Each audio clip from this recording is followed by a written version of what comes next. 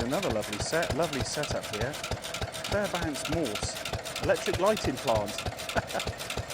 Just what you needed in 1919 to get your house lit up, this newfangled electricity. Absolutely brilliant, made in Wisconsin in the USA, imported to Britain just after the First World War. 3 horsepower at 450 RPM, no wonder it's still going. It's hardly ticking over, is it? Listen to that gear, fantastic. Fueled by kerosene, central heating oil in other words. Brilliant. Evaporative cooling, nice little switch unit on top of the generator there. Then it's a Delco Remy 24 volt DC generator. Oh, there you are. Thanks very much. It's owned and exhibited by Graham Howland. So thanks, Graham. I hope you see this on Max Machines.